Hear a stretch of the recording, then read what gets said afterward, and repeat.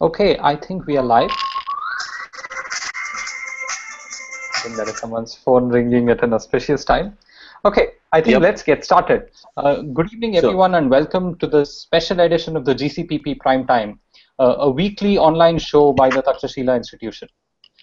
The GCPP Primetime started as an idea to do alternate programming to the Arnab Goswamis of the world at least once a week, where we dive into some issue of public policy that's relevant for current affairs once a week. Last week, for example, we spoke about whether Delhi should become a fully independent state rather than the quasi-state that it is right now in between a union territory and the rest of India's states. So today we have a special edition and we have some special guests who are with us to talk about the new Geospatial Information Regulation Bill that's been introduced by the Government of India for public comments. So I have with me Arun Ganesh, or Plain Mad, an amazing open mapper and the contributor of a lot of map information in India, including if you've ever been on Wikipedia, it's likely that you've seen one of Arun's maps. I also have Nikhil Pahwa. Nikhil is now a celebrity over the past year, having taken on Okay. giants.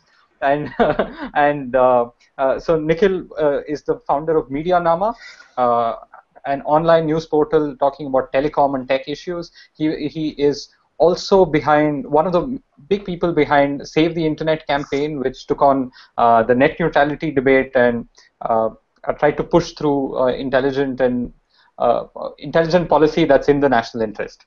And also I have my colleague Pranay Kotasthane, who is joining us all the way from Washington, D.C., where he's currently a legislative fellow, a U.S. State Department legislative fellow. So first of all, I mean, starting with something this wordy, right? Geospatial Information Regulation Bill.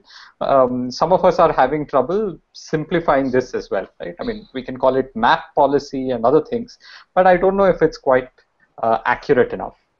So while we get started, I think India has seen trouble around maps in the past few years in sporadic instances.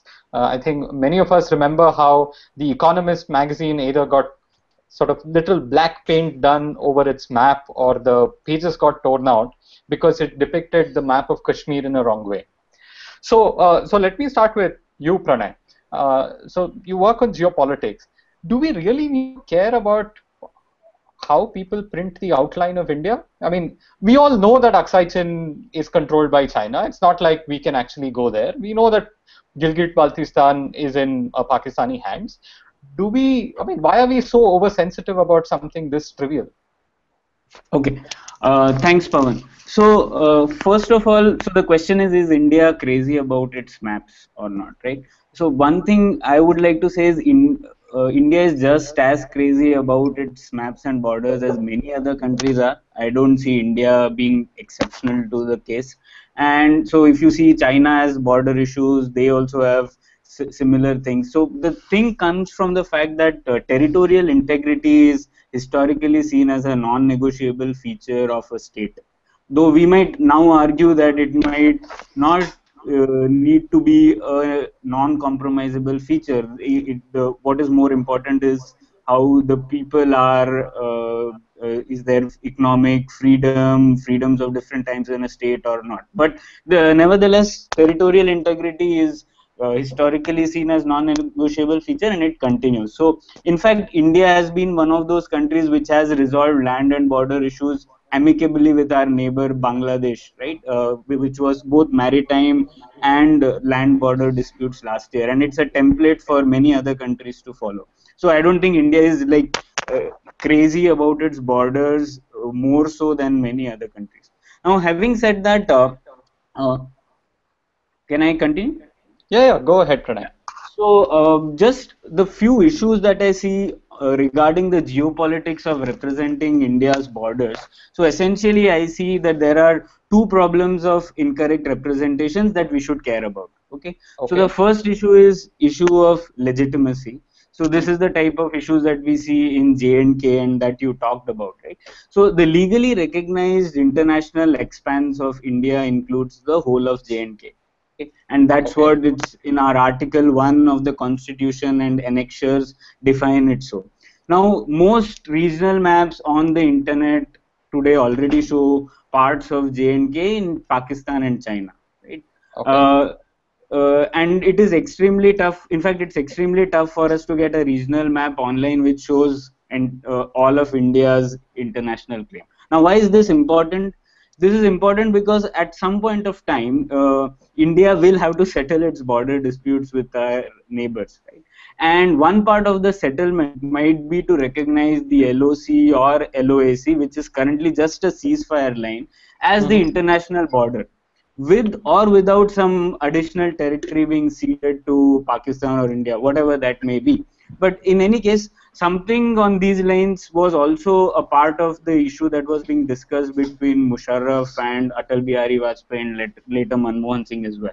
So now, if even our maps don't show the international border, any such deal will be unacceptable to the opposing party, because at the end of a foreign policy negotiation, you would want to allow leaders of both countries to go back and tell their people that they have won something for their country, and hence it's here that asserting our legitimacy over international borders plays a role. Okay, so So this is you're one. saying that if we keep representing the Indian dominion to its fullest extent, then you can actually give that in as a negotiation chip when we actually strike a deal.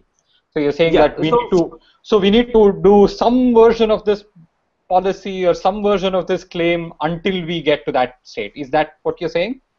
yeah, so there are diehard people who sort of think India's territorial integrity is uncompromisable. They even feel that we need to do this because Gilgit-Baltistan and all are parts of India, and we should Okay. actually include them Yeah, again. and for I'm what not it's saying worth, that. India defends its territorial integrity by more than just drawing a line on a map, right? I mean, we have soldiers in Siachen who are living in extreme conditions and in hazardous terrain, trying to actually maintain that physical dominion where we have it. Okay, but fair enough, Pranay. I mean, you have a point there, but let me switch to Arun. Arun, you've been One map. second, Pavan.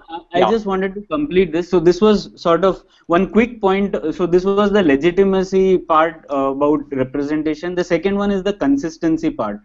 So, for example, Arunachal Pradesh is not represented as a part of India in some maps, right? So if the situation is that you need to just represent how existing claims are, then India should obviously Arunachal Pradesh should be shown as part of India, but some maps don't do that as well. So it's inconsistent Even that. though Arunachal Pradesh is completely under Indian control. Sorry. Even though Arunachal Pradesh Yeah, is under exactly. complete Indian control. Exactly. So you, on one hand, you're not showing Gilgit-Baltistan and POK as part of India, but you're also not showing Arunachal, which is actually under India's control. So the issue, according to claims, so this is the consistency issue. So these are the two sort of incorrect representations that we should care about, and that's why I'm Okay. interested. Okay. Thanks, Pranay. So, Arun, you're someone who's been making maps largely for sort of public consumption and for largely educational reasons, right? I mean, something like Wikipedia is an encyclopedia like we've never seen before, and we want good quality information that is there. Does government policy make it easy for you to build these maps? How do you look at this? Yeah, that's an interesting question. By and far, so when I think back about it, I think I started this sometime in 2006 when I just graduated out of school and came to engineering. And I come from a background where I was always interested in geography and was interested in making maps. And when I first found out about software with which you could draw, I quickly found out, okay, how do I make maps with these softwares? And then I created my first map, and I needed a place to put it. So I uploaded it on Wikipedia as a place to just share the work. So in that sense, I wouldn't say I had no clue about any sort of government policy at that time. I was, after all, just out of school. But yeah, at the end of it, you want to make something, you can go ahead and do it. So were you technically in violation of government policy by making maps on your own and tracing maps? I, Doesn't the Survey of India have some sort of a monopoly? I think Nikhil is going to weigh in a little more on that later. But don't we have some fairly draconian interpretations of things? that is true. So this is something I found out much later as more and more people saw these maps and started telling me about, okay, there are such laws and maybe you should be careful about making such maps. So that came about much later, but at least at that time, I had no clue that there could be policies regarding creating a map of the country. But yeah, so to answer your question, I don't think the policy made it difficult for me to make a map. I could just go ahead and do it. Okay, fair enough. So Nikhil, before we come to the bill, the substance of the bill and whether it's really about maps and so on, where do you think we are coming from? Of all the things that are happening in India, right? Suddenly you have this weird thing that comes out of nowhere. I mean, why are we even discussing this? Why is this? I mean, was this a burning issue that people did not know the legal status of geospatial information in India? Can you shed some light? So just first on maps, speaking of maps, I remember when there was the Wikimedia conference in Bombay or Mumbai many years ago. There was a planned protest against the way the Indian map was represented on maps on Wikipedia, right? So I think there is historical context in terms of people have been protesting against the representation of maps online. And we've seen several instances. You see people tweeting a particular data point using a map, and someone points out, hey, that's not the map of India. It is an emotive issue as well. But I think from a tech industry perspective, these issues have gone on for a while. We first saw it with Google Street View, when they were mapping, roads in India and trying to put out 360-degree view representations of essentially what is visible to everybody. And they were shut down because the government said they hadn't taken sufficient permissions. This happened, I think, sometime in 2011. And then after that, in 2013, there was an objection raised by the Survey of India, and they filed a court case about Google's Mapathon, where they were encouraging people to add data to their maps. So, in fact, MapMaker, which allowed people like you and me to add data to maps, was built by a product manager from India in the Indian team. So, and Mapathon was essentially shut down. Now, this is all useful information. And what we found was that, like, a couple of years later, or a year later, there was an Indian company called Bonobo which was doing Street View. And they apparently had done enough partnerships with the government, and they were putting out the same information that Google was denied. So I'm not sure exactly why there are different policies for different entities, for one. But does that answer your question? A little bit, but Arun, you've done similar things, right? I mean, and you're someone who believes in sort of open data. So and essentially when you give data to Google, it all gets locked away in that, right? And so you've done the same thing on OpenStreetMap and so on. Have you ever faced difficulties till date, or have you done any of these mapathons? So what we do in OpenStreetMap is now and then we do have what we call a mapping party, that we decide that, oh, let's go out in the neighborhood and collect information about something like trees. So map all the trees in the neighborhood, or waste baskets, or street lamps. And the reason we do this is various. So some of us have a particular interest in terms of research that, oh, we want to know the distribution of tree species, or just general curiosity, right? That we don't know. We always ask these questions that, oh, how many street lamps are there? But you never really know. So this is a chance for people to just be curious and do these things. So we do have these get-togethers where we just go out with a piece of paper and collect these data points on a print map and then digitize it. So in that way, the policy or nothing of that comes in the way. The tools are out there for anybody to do it. These are citizen tools, public tools. And where the policy has been problematic is it's not well defined in how such tools like OpenStreetMap or crowdsourcing tools is regulated. So that way people are generally a little scared Because crowdsourced information can be inaccurate, right? I mean, accuracy is built over time after lots of people start doing it. So crowdsourced information by design is flawed to begin with, right? So is that a part of the problem? So for example, if I'm in Bangalore, maybe it isn't, right? But if the Survey of India says that the borders of India are the most troublesome part, so if you are in Chennai and you're mapping the sea border of Chennai, then technically you might be in violation of some draconian legislation from a long time ago, right? Right. No, but sorry, but let's just get this straight. It's not about uh, borders only, right? It's about any data. The Survey of India claims exclusive access to creation of data and maps in India. So anything that we've been doing, if you've contributed, if you've provided data that something is one way when on a Google map or on an OpenStreetMap, you're effectively violating the policy. Right. So basically, this has been one of those things which has always been there, but no one's actually been prosecuted for this in a big way, right? Unless it's mostly what we discussed with Pranay earlier about getting the border wrong and sort of that becoming an emotive issue. Do you think that this was one of those things where it was a bad old law from before the time of Google Maps, before the time of Google Earth and satellite imagery and so on, where physical surveys were conducted by the Survey of India, right? So in that sense, I mean, I remember, Arun, I had taken a small GIS training session with you years ago, and so just getting topo sheets has been a difficult challenge, right? I mean, digitized topo sheets have been a restricted commodity. Usually, you have to go to the University of Texas website and get something from their old library and so on. So, is it that are we still stuck in a mindset that is from the colonial era or something?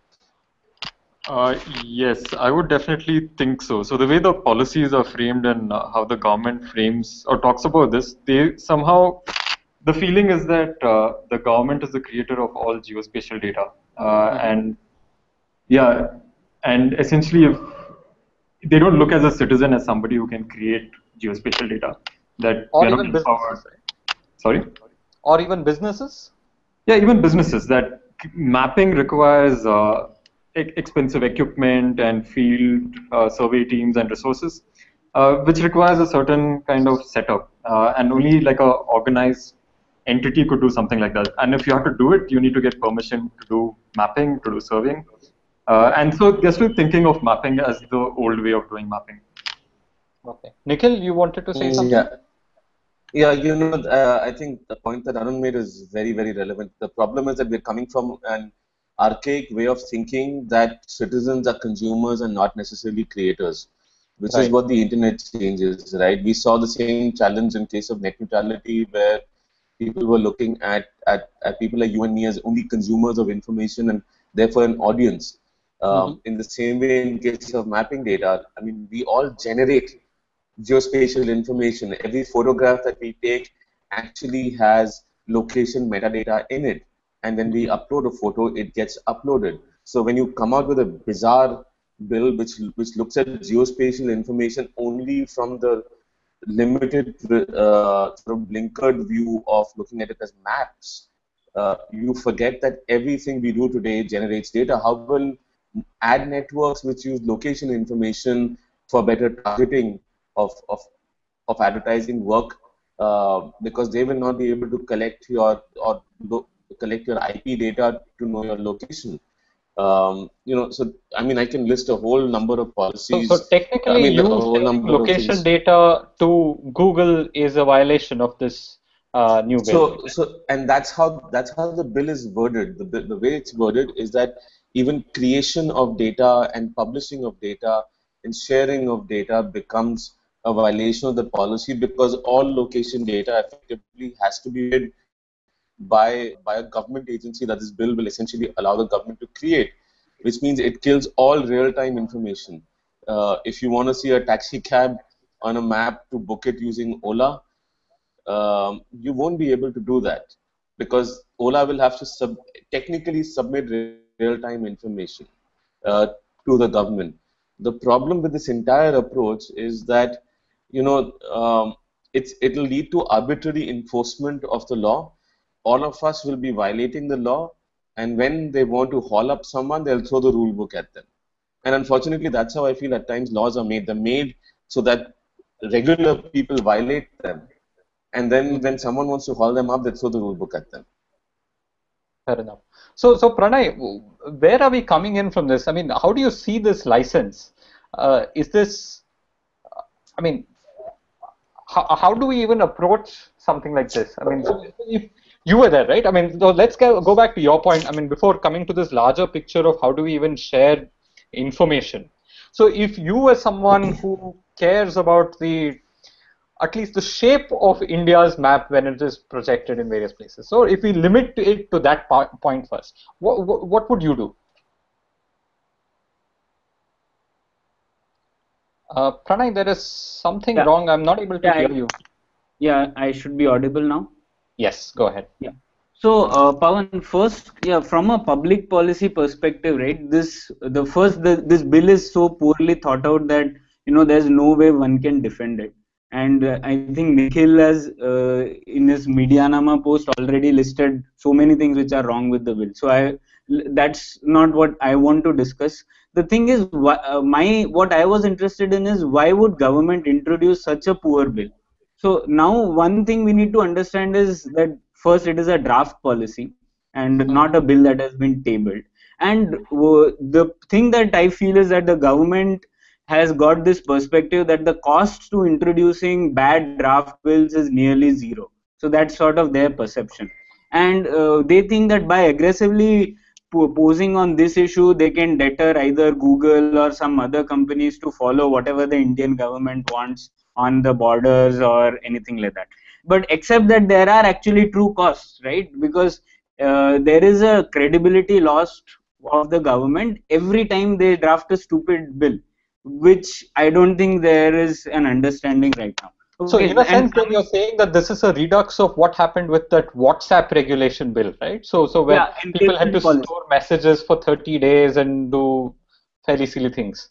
Yeah, I think this is taking the escalation even higher than the encryption policy. So this is even stupider. So if there was anything like that.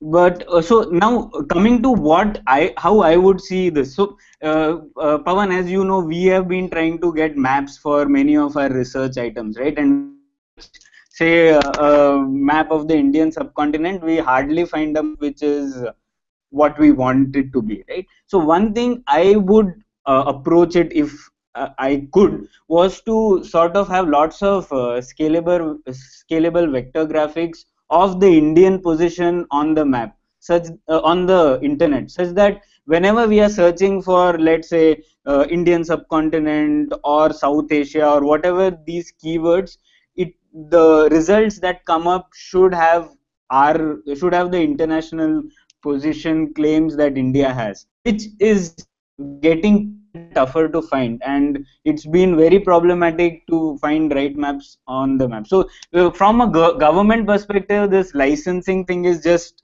draconian, as you mentioned it. So government can probably say that you need to represent maps in this way, that's all. But from us as people who are involved in the digital space, I think the SVGs that are there on the internet should be there with India's positions and international claims, and that is something for us to do rather than for the government to do. Fair enough. So I would say SVGs or vector files and also sort of shape files, right, that you can actually drop onto a map of various sorts. But Nikhil, so if you were to go about this, right, do you feel even the need of a geospatial information regulation of any sort, or at least laws of any sort? So what would something look like for you if there was an intelligent piece of legislation passed around it? Because there are concerns on the privacy that's being used. So for example, if any of these app companies from Swiggy to, I don't know, Uber or someone collects all this spatial information from the consumer, do you think that there is a government role to be played, at least in sort of consumer protection as one angle, or privacy as an angle, right? So what would be the best version of the intent of the bill, and then how would you perhaps even go about doing it?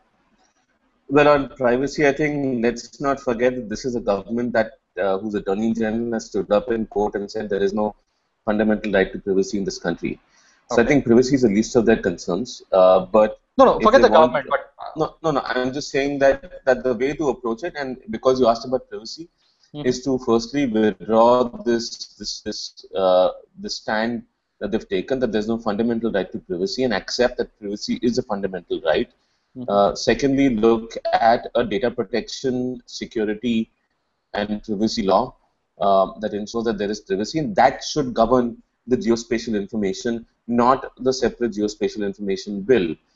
If the geospatial information bill has to be limited, and I think there are legitimate concerns in terms of representation of India's security infrastructure on a satellite imagery. I mean, it may be available to foreign governments because they have their own satellites, but and I'm not the right person to comment on the situation there. But at least in terms of depiction, I think satellite imagery should not be available of security establishments because that puts our soldiers and our country at risk. In terms of depiction of national boundaries, I completely agree with Pranay when he says that it's important from negotiation perspective in the future, and it's not something I had thought of, and I completely endorse that. So if this has to be limited, it has to be limited only to these things. Let's not take a bill which was, and this is the problem because here you're seeing the Minister of State go out and say that this is about the representation of national boundaries.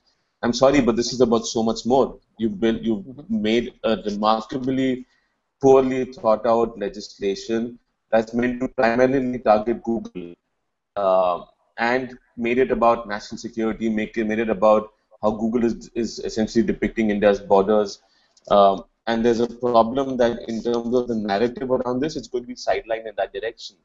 And the geospatial information that all of us generate and use and find valuable, which is completely should be, if you ask me, it should be covered under freedom of speech laws because we are creating and transmitting information about ourselves, which is used to then deliver services to us, and the platforms that enable us should also be covered under freedom of speech. So if they want to do that, focus only on two aspects, which is the depiction of the boundaries and the depiction of security establishment. Everything else need not be there. I don't know why it's been put there, but at times it's even like a negotiation that they put in so that you find the other stuff acceptable. We are outraging about geospatial information, and maybe all they want is maps. fair enough. So this is the grand ask, and then they'll say, oh, we won't do all the licensing, just give us complete control over how the map looks, right? And for what it's worth, I have trouble. So Arun, tell me a little more about how the OpenStreetMap ecosystem works. How do you depict India? Are you guys anti-nationals?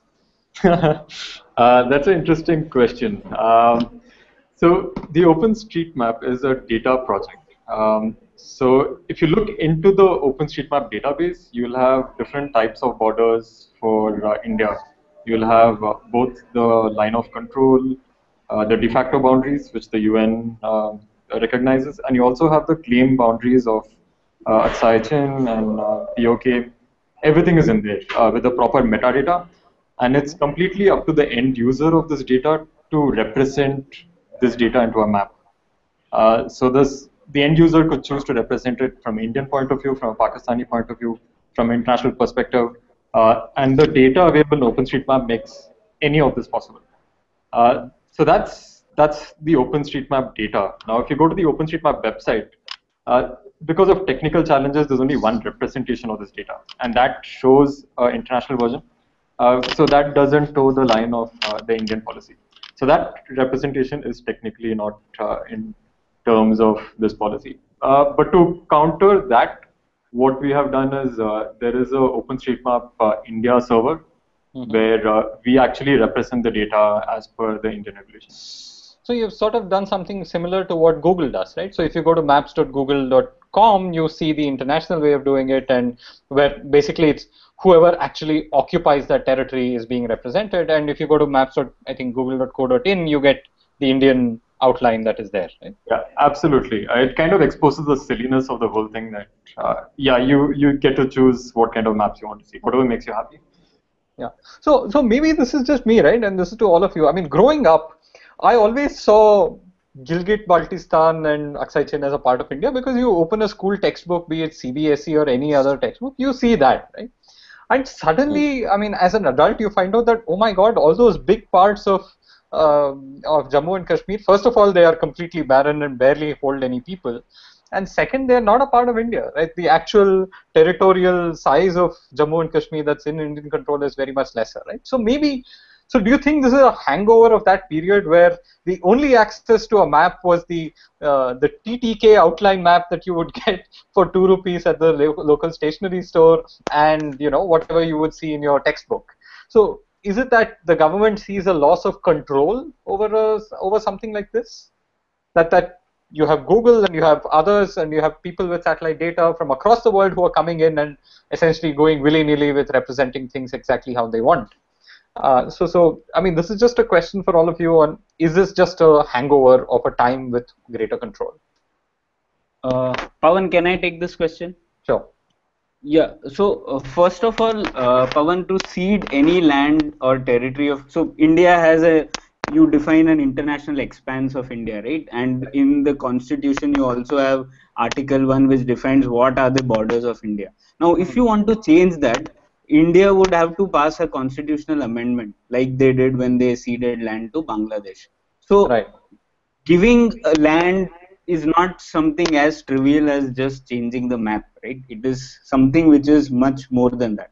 Now, second thing is, we can always say that finally Indians need to acquiesce with the fact that these parts don't belong to India, and de facto the control doesn't. Rather, they're not occupied by India.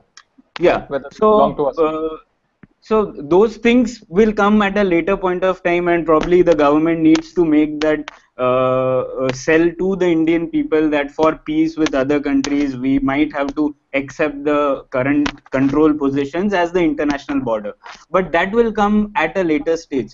If our maps itself don't represent it, I think then this case also cannot be made by the Indian government. But even there, Pranay, the government of India can always take a stance saying that they will never represent a map in any different way, right? No single government entity. And by the way, funnily enough, I think there are plenty of local governments and others, because they don't have access to good quality maps that have the correct Indian border.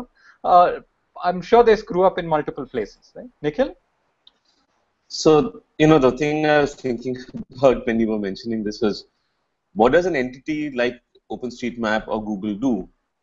Because if they're represented in one way, they're screwed in one country. If they represent it another way, they're screwed in another country. So, right. I think the solution that has been looked at, is that you represent it in the country according to the wishes of the country. And that's the mature way of dealing with this problem. The internet is breaking down boundaries, and we are getting exposed to information and knowledge which we didn't have earlier. We are also getting exposed to information and knowledge which people maybe don't want us to have. The WikiLeaks, the Panama Papers are clear examples of what's going on. And it's the one space that unites the world, and unfortunately, it's governments that feel that they're ceding power to this idea of openness and this idea of information exchange, that feel threatened by it. Over a period of time, I think we have to realize that we have to accept realities, and we should. But I just think that in the interim, the arrangement that is there, which is representation of borders differently in different places, is the only way to go. I mean, what does Google do in China, for that matter? If we pass a law that forces them to represent it in a particular manner globally, China passes the same law, Pakistan passes the same law, what do they do?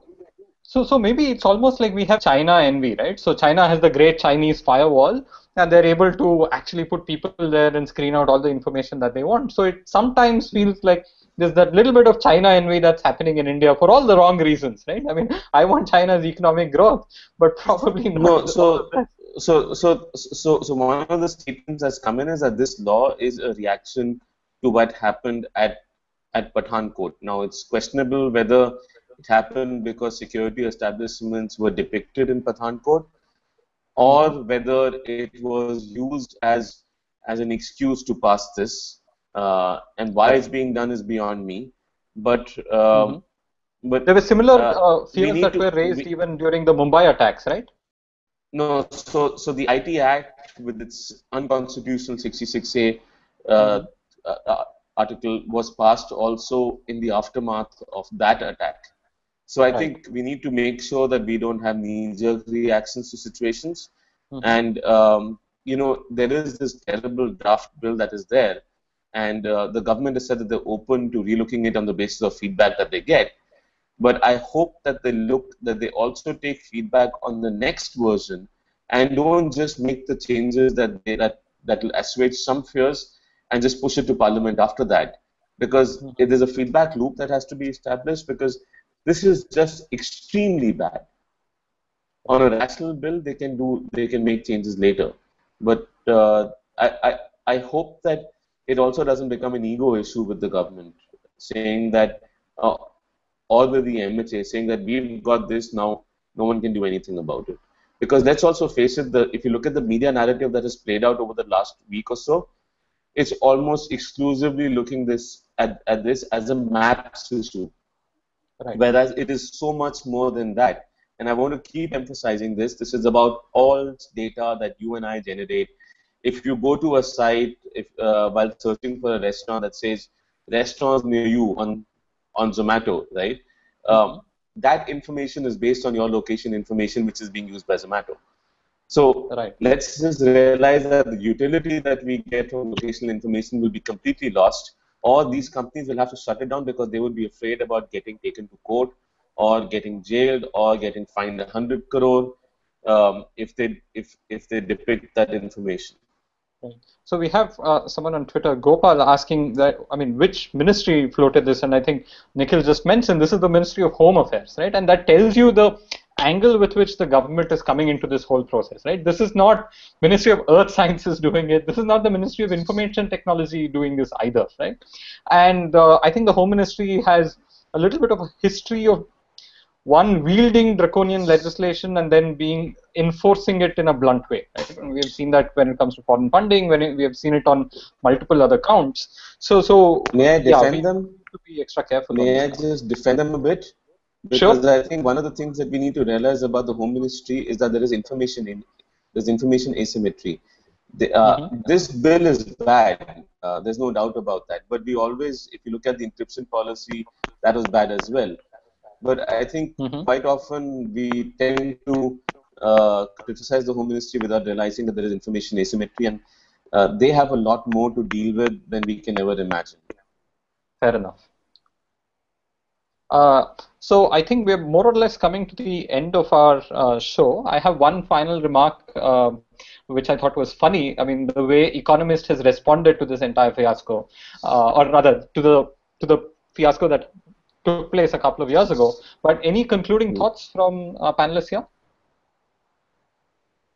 Yeah, I just want to ask this to Arun and Nikhil.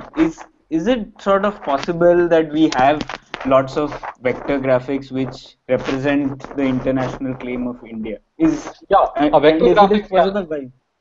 Yeah, let me add to that. Vector graphics and sort of shape files, right, in various forms. So if I want to say depict all the districts of India with the Jammu and Kashmir map intact, if I want to depict a map of the world with our country looking the way it's supposed to look according to our government, I find it exceedingly difficult to find map sets. Maybe I'm sure they're out there, but it's not, dumb enough. Maybe can't the government just do that?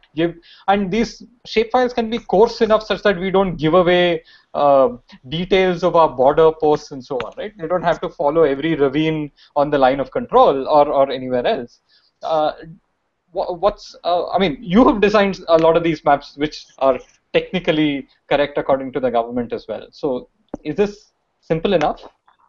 Yeah, It's actually very surprisingly. The government itself finds it hard to create maps because it seems like they don't have access to the technology, like internally within themselves. Right. There's so much of restrictions within department to get maps that it's really hard. So the government in the Survey of India homepage, they have this document which says these are the correct boundaries of India, and it's a really low resolution raster image.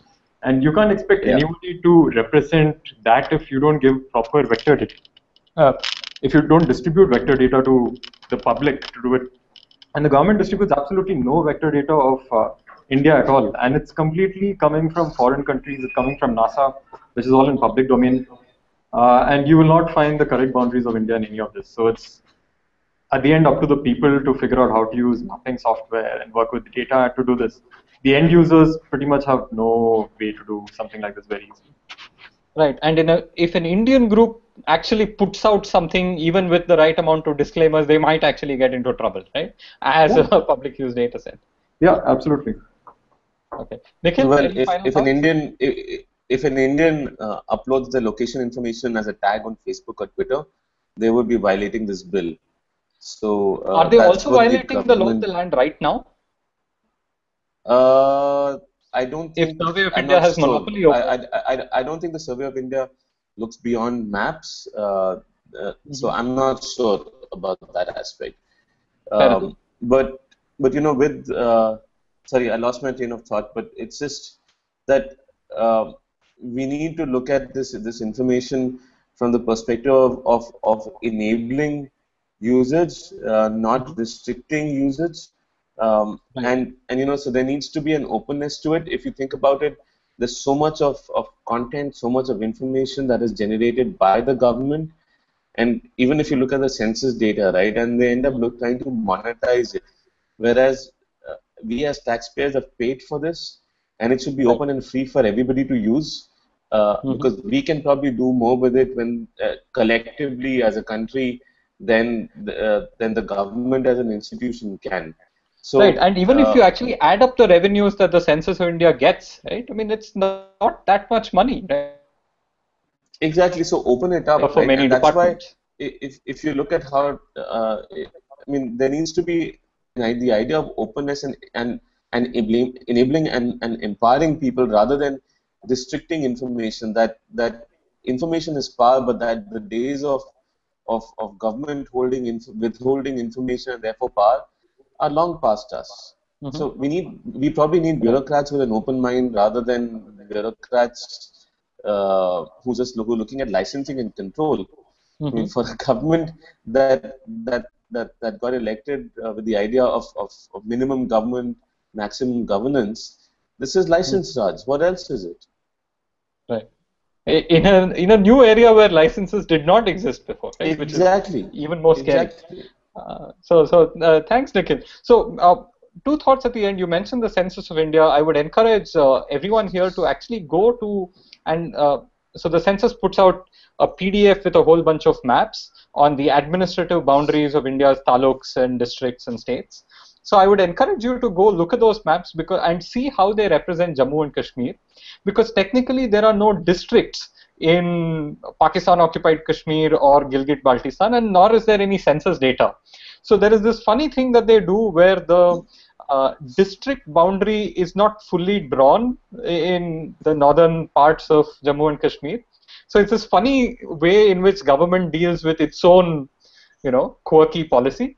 The other thing I'd say is how the economists responded to this. I think during many of the issues on Modi, on the elections and so on, was they don't even represent Jammu and Kashmir on the map anymore. So the subset, I wish I had that photo with me, I don't have that copy anymore. They actually just choose a set of the map which just is south of Kashmir. So in that sense, they said, look, we don't want to represent it the way India wants us to, and you won't let us represent it the way we want to, so we just won't represent Kashmir at all. So if you actually go see, you'll see nothing on top of, you'll see sort of Himachal Pradesh being cut off at the end of it. So, Pavan, are you sure it isn't illegal for you to put that map on this broadcast?